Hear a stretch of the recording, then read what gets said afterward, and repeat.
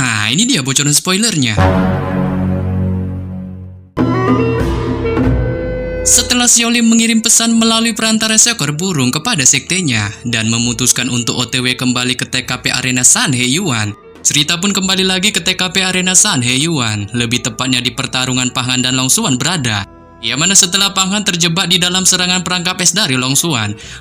pun yang saat ini berada di luar lingkaran perangkap es, tiba-tiba menunjuk pedang kristalnya ke arah perangkap es. Saat pedang itu pun tanpa basa-basi segera meluncur ke dinding perangkap es, untuk kemudian tiba-tiba datang di sisi Pang Han, memunculkan kemampuan gemuruh Dewa Hujan Es, yang tanpa ampuh segera menggempur Pang Han, sampai bahkan menyentuh mananya dengan pancaran ledakan, sehingga membuat Pang Han pun terguncang untuk sementara waktu, di balik dinding perangkap es yang menjebaknya semakin menjadi tebal. Terjebak di dalam perangkap es Long Xuan, Pang Han pun mencoba untuk mengamati isi di dalamnya. Dengan merasakan kekuatan besar dari gemuruh Dewa Hujan Es yang terus-menerus menghantamnya, tetapi untungnya dengan tubuh Jin Luo yang dimilikinya, ia pun tampak tak terlalu takut akan hal itu, sebab kemampuan tubuh Jin Luo-nya ini dapat mengkonter pembekuan yang akan dialaminya di dalam perangkap es. Namun ketika Pang Han masih mengamati isi di dalam perangkap es, suara Long Xuan pun tiba-tiba terdengar dari luar, dengan memberitahukan pada Pang Han mengenai selama dirinya terjebak di dalam perangkap es, itu akan terus-menerus mengkonsumsi mananya, yang jikalau selama ia memiliki sebuah senjata sihir terkuat,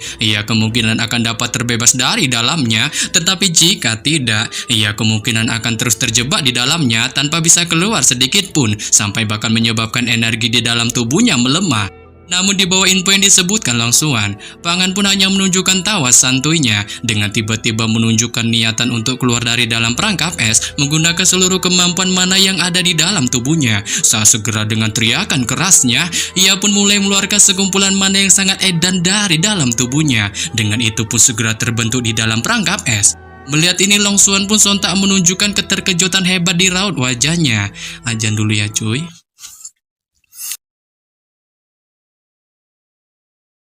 Melihat ini Long Xuan pun sontak menunjukkan keterkejutan hebat di wajahnya, dengan tak menyangka Pang Han akan memunculkan mode barbarnya untuk keluar dari dalam perangkap es. Menyebabkannya pun spontan mengingatkan Bang Otot itu agar menghentikan tindakannya, sebab hal itu sama sekali tak berguna, yang bahkan jika ia keluar dari dalam perangkap es itu, ia khawatir tindakan itu sama sekali tak akan berhasil, saat malah sebaliknya mana yang akan dikonsumsinya semakin kejam, dengan itu dapat dipastikan akan merugikan dirinya. Bahkan bukan hanya Long Xuan yang dikejutkan dengan mode barbar yang ditunjukkan Pang Han ini, para penatua pun yang menyaksikannya juga menunjukkan hal yang sama, dengan masing-masing dari mereka tak menyangka Long Xuan dapat menggunakan kemampuan yang sangat baik dalam mengendalikan pedang kristalnya, membuat mereka pun spontan menunjukkan kekhawatirannya akan kondisi Pang Han dalam pertarungan ini, sehingga menyebabkan mereka pun merasa baku hantam keduanya akan menimbulkan masalah yang sangat besar. Namun ketika kehebohan ini masih terjadi di TKP para penatua, suara keras pun tiba-tiba terdengar dari dalam perangkap es, saat secara mengejutkan Pang Han pun tetap menunjukkan mode barbarnya dengan terus-menerus memunculkan seluruh mana di dalam tubuhnya yang segera melonjak sangat edan, saat hanya dalam hitungan detik pasca dirinya memunculkan seluruh mana di dalam tubuhnya itu, perangkap es itu pun secara aneh pada akhirnya hancur dengan ledakan yang sangat dahsyat, sehingga menyebabkan semua orang di panggung penonton pun yang melihatnya spontan terbelalak keheranan. Dan setelah bahkan menghancurkan perangkap es, Long Xuan pun yang melihatnya sontak menunjukkan keterkejutan hebat di raut wajahnya. Dengan tubuhnya terbang ke atas panggung arena, mencoba menghindari dampak besar dari ledakan yang dihasilkan Pang Han, sebelum kemudian ia melambaikan tangannya, melesatkan sekali lagi pedang kristalnya ke arah Pang Han, diikuti juga dengan senjata ajaib lain yang dimilikinya. Saat senjata ajaib itu berbentuk lingkaran emas kecil, ia memiliki kemampuan menjebak seseorang di dalamnya, sehingga membuat semua orang di panggung penonton pun yang melihatnya lagi spontan menunjukkan keterkejutannya, dengan masing-masing dapat menebak kemungkinan Pang Han yang notabene sang kultivator rahasia magis akan kalah dalam pertarungan ini. Tetapi tanpa diduga, ketika kepesimisan akan kekalahan Pang Han masih dirasakan semua orang di panggung penonton, secara mengejutkan situasi di panggung arena pertarungan pun tiba-tiba berubah, dengan pada saat ini tubuh Pang Han pun sekali lagi muncul di balik lonjakan aliran mana yang sangat kuat, saat aliran mana itu pun kemudian bersatu, membentuk dua telapak tangan raksasa yang masing-masing dari keduanya Diarahkannya untuk meraih pedang kristal longsuan dan senjata ajaib lingkaran emasnya, sehingga membuat kedua senjata ajaib itu pun secara santuy diambil olehnya, sebelum kemudian setelah mengamankan kedua senjata ajaib longsuan itu, mana di dalam tubuhnya pun tiba-tiba melonjak dan berputar-putar di sekitar tubuhnya membentuk sekumpulan jaring besar. Dengan itu pun segera dilesatkannya ke arah longsuan, sehingga membuat wanita bertanduk itu pun dengan suram terjebak di dalamnya, yang menyebabkannya pun pada akhirnya spontan mengungkapkan kekalahan dalam pertarungan ini. Saat hal ini pun lantas membuat Pang Han yang mendengarnya segera menghentikan serangannya pada longsuan, mengembalikan dua senjata ajaibnya, sebelum kemudian segera melontarkan pujiannya pada wanita bertanduk itu yang memiliki kemampuan terbilang sangat hebat. Tetapi kali ini ia pun merasa dirinya yang masih terkuat dalam kompetisi ini, sehingga membuatnya pun akan menggeser longsuan dari peringkat pertama daftar Sanhe dan mendapatkan sebuah hadiah hebat yang telah dijanjikan sekte.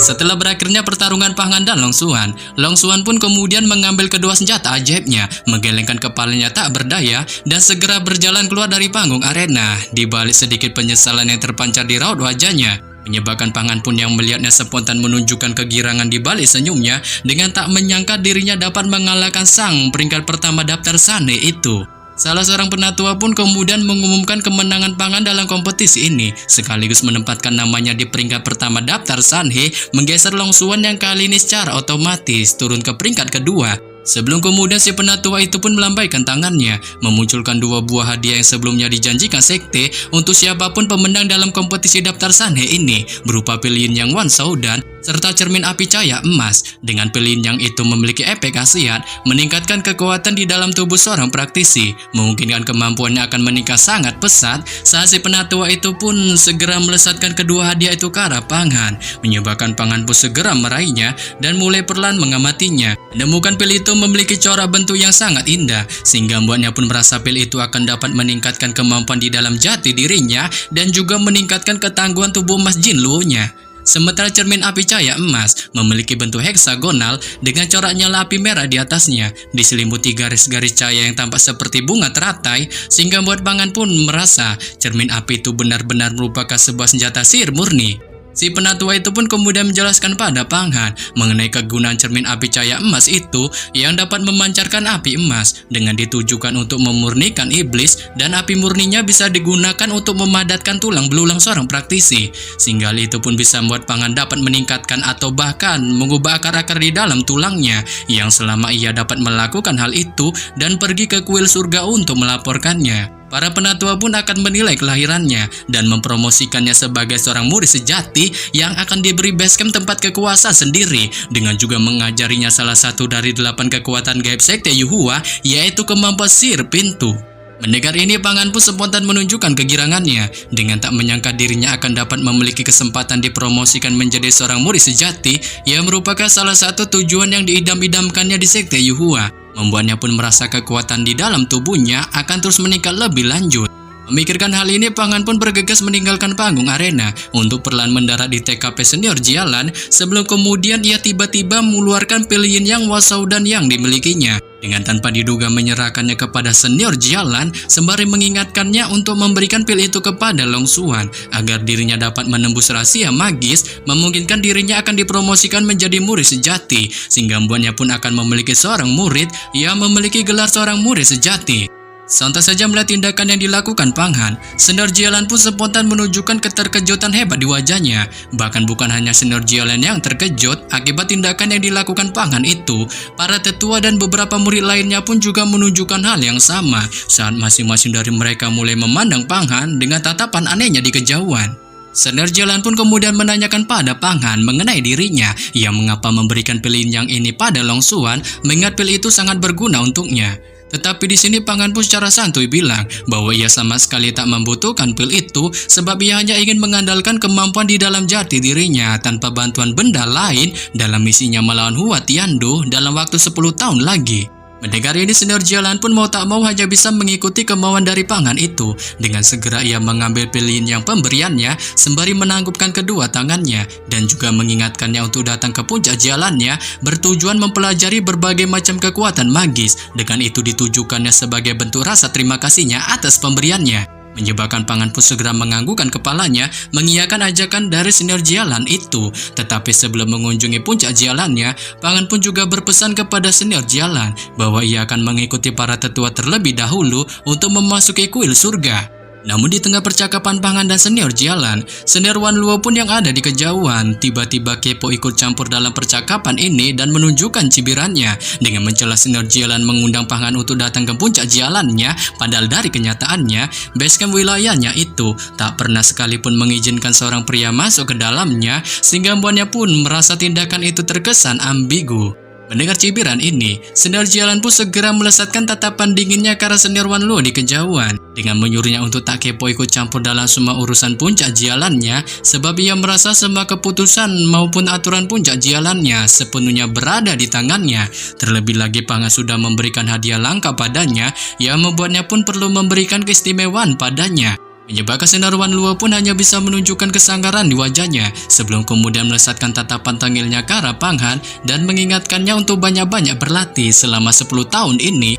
sebab hal itu sangat berguna agar dirinya nanti tak terbantai dalam pertarungannya melawan Hua Tiandu di masa depan. Hingga setelah mengingatkan hal ini, sosoknya pun tiba-tiba menghilang layaknya seperti jurik di balik kepulan gas ungu. Bersama setelah menghilangnya senior Wan Luo, senior Jialan pun mengingatkan Pangan agar dirinya lebih berhati-hati terhadap senior Wan Luo, sebab si senior alis tebal itu memiliki kedekatan yang cukup akrab dengan Hua Tiandu, sehingga membuatnya pun merasa hal itu akan menjadi ancaman baginya. Tetapi di sini Pangan pun tak menunjukkan ketakutannya sedikit pun akan hal itu, sebab dengan kekuatan yang saat ini dimilikinya, ia pun merasa pede dirinya dapat menjinakkan kedua murid sejati songong itu, yang bahkan sekalipun jika harus secara solo melawannya. Menyebabkan senior Jialan pun yang mendengarnya hanya bisa mengiyakan kepedean tingkat tinggi dari Bang Otot itu, sebelum kemudian ia pun memutuskan untuk pergi, dengan pada akhirnya sosoknya melesat pergi meninggalkan Pangan. Dan setelah kepergian senior Jialan, seorang penatua pun segera memandang ke arah Pangan sebelum kemudian mengajaknya untuk bergegas pergi menuju kuil surga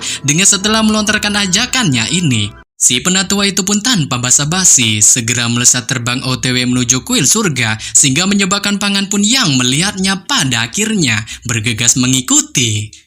di belakang.